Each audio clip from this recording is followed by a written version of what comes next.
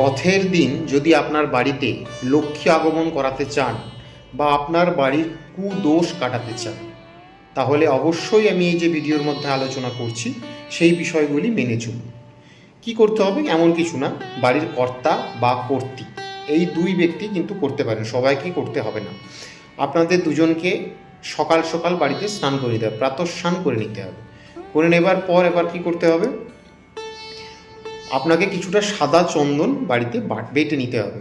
বেটে নিয়ে কিছুটা জল আপনাকে রেডি করতে হবে, তার সঙ্গে কিছুটা গঙ্গা জল মেশাতে হবে এবং ওই যে জল রেডি করেছেন তার মধ্যে সাদা চন্দনের কিছু অংশ ঢেলে দিতে হবে। গঙ্গা জলের সঙ্গে জল, তার সঙ্গে সাদা চন্দন ঢেলে দিলেন এবং বাড়ির প্রতিটা কোণায়, আনাচে কানাচে, বেডরুম, শোবার রুম, মানে যেখানে যেখানে আপনার মানে বাড়ির অংশ রয়েছে এবং বাড়ির চারিদিক সবটাতেই কিন্তু ওই গঙ্গা জলের যে অংশটি আপনি রেখেছেন ওইটি পুরোটি ছিটিয়ে দিতে হবে। ছিটিয়ে দিলেন।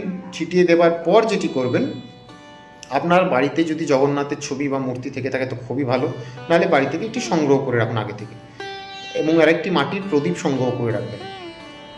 তো ওই জগন্নাথ দেবকে পুজো করতে হবে আপনাকে। পুজোর কোনো মন্ত্র নেই, আমন্ত্রক পুজো করবেন, আপনার মনের ভক্তি দিয়ে পুজো করবেন। এরপর যেটি করবেন, যে জগন্নাথ দেবকে যেখানে বসাবেন সেই বসার জায়গাটি যেন গেরুয়া রঙের হয়। গেরুয়া রঙের জায়গার উপর কাপড় হোক বা কাগজ হোক, গেরুয়া রঙের জিনিসের উপর বসাবেন, মানে বেদিটা করবেন, তার উপর বসালেন, আমন্ত্রক পুজো করলেন।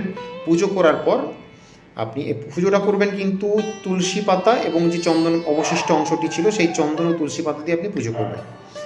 ফুল যদি ব্যবহার করতে চান তো সাদা ফুল ব্যবহার করতে পারেন, কোনো সমস্যা নেই। এরপর যেটি করবেন সেটি হলো, আপনাকে এই যে প্রদীপ একটি মাটির জোগাড় করে রাখতে বলেছিলাম, ওই প্রদীপের মধ্যে দুটি কর্পূরের দানা দেবেন, দুটি লবঙ্গ দেবেন, দিয়ে ওইটিতে আগুনটা লাগিয়ে দেবেন। আপনি প্রদীপটিতে, মাটির প্রদীপটিতে আগুন লাগিয়ে দেবেন।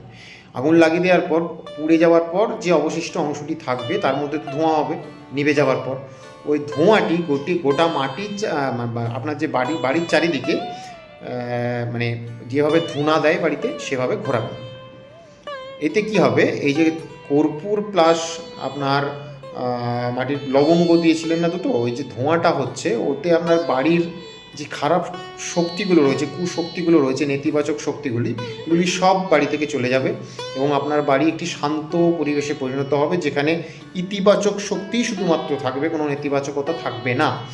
এবং এই জগন্নাথ দেবের এইভাবে পুজো করার ফলে অবশ্যই দিন মাথা রাখবেন, সারা বাড়ির লোক যেন নিরামিষ অন্ন খাবার দাবার খায়।